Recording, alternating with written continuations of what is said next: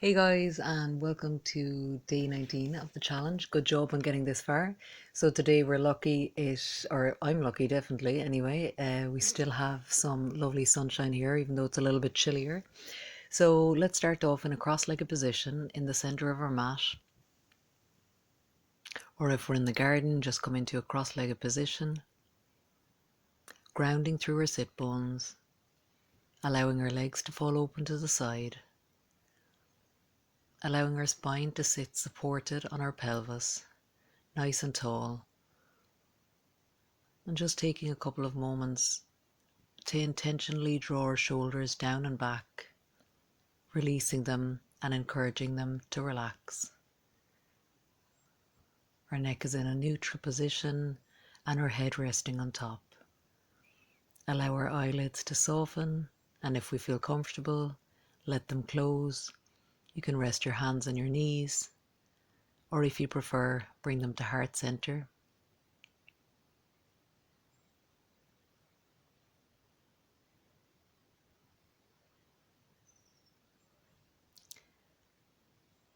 And as you sit here, just really focusing in on them shoulders and releasing them, as we often tend to sit in a hunched position with our shoulders hunched forward, not supporting our spine, not supporting our posture.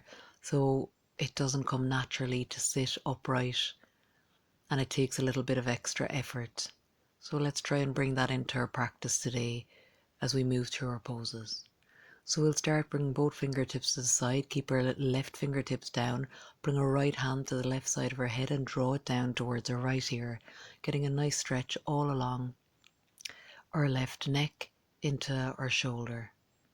So again, this is a lovely stretch here for our necks and shoulder, especially as lots of us are on the phone so much at the moment. And we'll move to the opposite side, bringing our right hand down, bringing our left hand to our right ear and drawing it towards our left shoulder, getting a stretch now all along our right side. And just all the while remembering our nice deep inhales and exhales and allowing our hand to come down. Now bring our left hand to the ground if we're comfortable to do so, and if we can keep our sit bones on the ground at the same time, we can bring our forearm entirely down to the ground and reaching over with our right hand. And keeping your gaze ahead and soft, you can close your eyes if you like. So as you can see, I'm keeping my spine nice and long and supported. If you can do that, great, come all the way down. If not, then as I'm doing on the opposite side, on my right hand side, I'm staying more upright, more on my hand as I'm feeling a bit tighter along my left side body today. Still reaching with the left hand, keeping that spine nice and tall and supported, not slouching. So that's the most important, guys, and making sure that both sit bones are in contact with the ground. Then coming back up to center, bringing our left hand to our right knee and our right hand out behind, pressing into the ground and looking over our right shoulder. A nice little gentle twist here, gentle massage for our internal organs. And coming back to center, moving to the opposite side, right hand to left knee, left hand pressing into the ground behind and looking out over our left shoulder.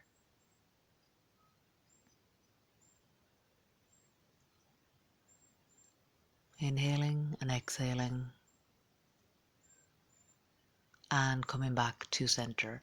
From here we'll come on over onto our knees and hands. So wrists stacked beneath our shoulders, knees stacked beneath our hips, untucking the toes or tucking them if you need that extra bit of support, if you're feeling a bit unbalanced.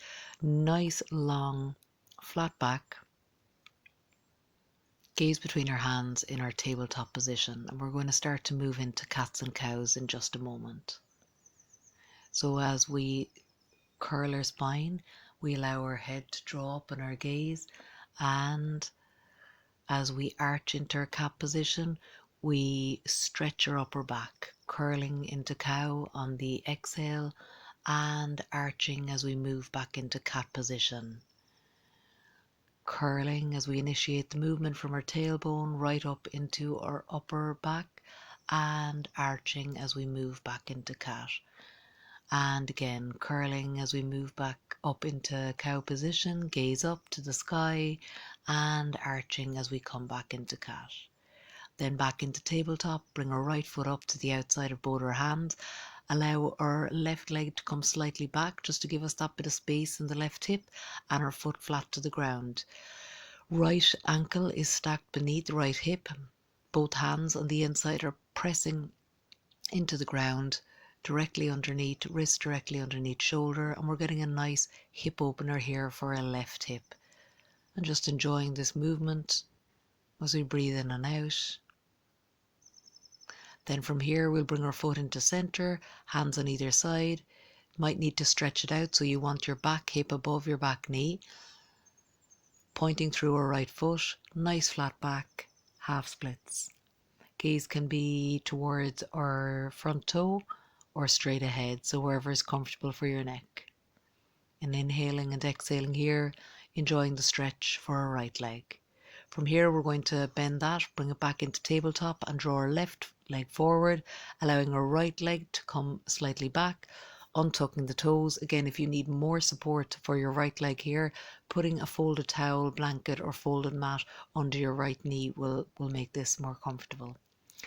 From here, keeping our left ankle beneath our left knee, both hands on the inside, really nice supported pose, and then drawing our left foot slightly in, adjusting so that our right hip is above our right knee, pointing through our left foot and getting a nice stretch for our left leg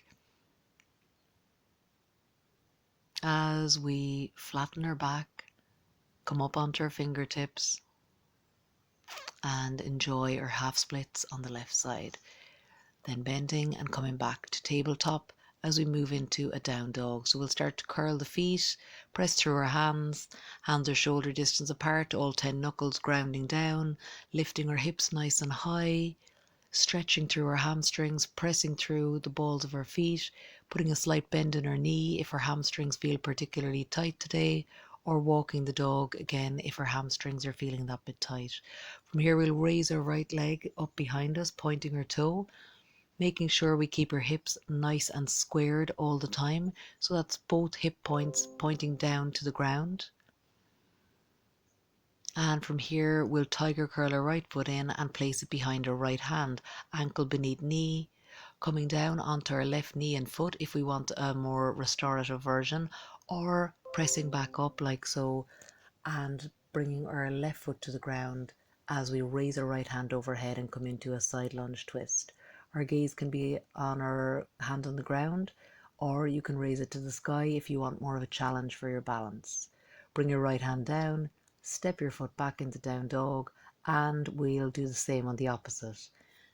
So left foot up behind you, hips, both hip points pointing down, left toe pointing and really pressing through both hands, tiger curling our left foot in, placing it behind our left hand, ankle stacked below the knee, right hand to the ground, left hand open up to the sky, side lunge twist on our left side. Again, gaze can be down, straight ahead, so in line with where the houses are in my view, or up towards the sky. From here, coming back into our down dog, and maybe just walking the dog out for 1 or 2 breaths, just to stretch those hammies again. Then back into tabletop as we move forward into our puppy pose.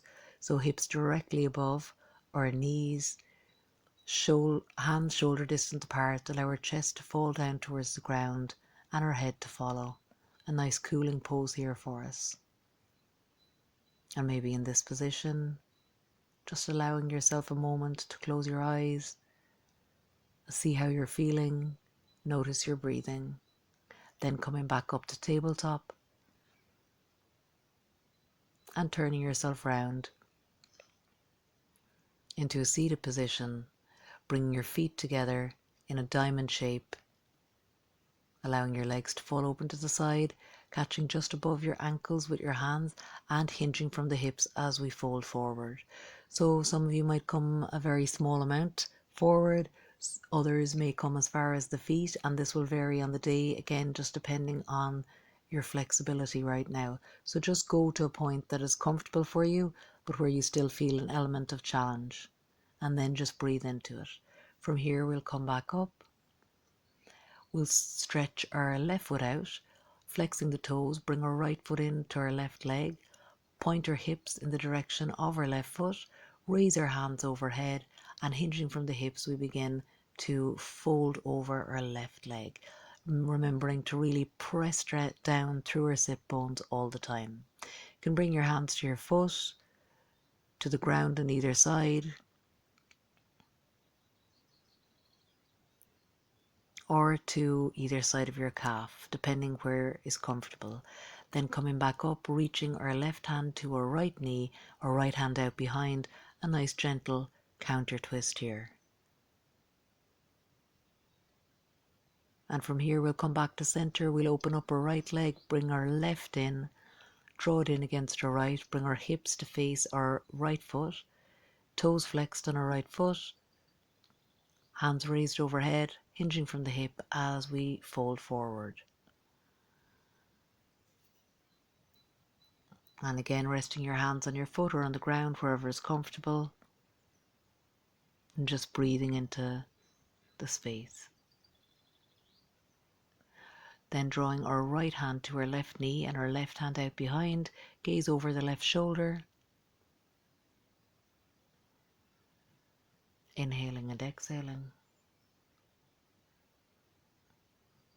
And then coming back to a cross-legged position as we begin to bring our practice to a close. Grounding through our sit bones, hands to heart center, giving ourselves a little smile for the good work we've done today.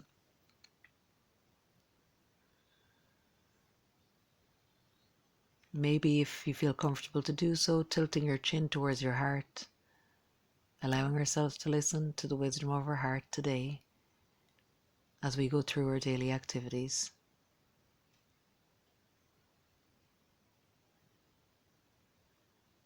And just noticing how different parts of our bodies feel now as opposed to at the beginning of class. How do your hips feel? Are they tight? Are they loosened up? How do your shoulders feel? Is there tension? Or do they feel a bit more open? Does your neck feel a bit stretched out? Do you feel a bit more centered?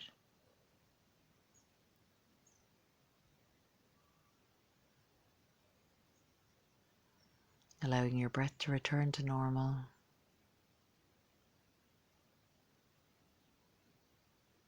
Raising our hands, bringing our palms together. Thanks for the sun. As we go forward, may you have peace in your thoughts, your words, and your heart. Namaste.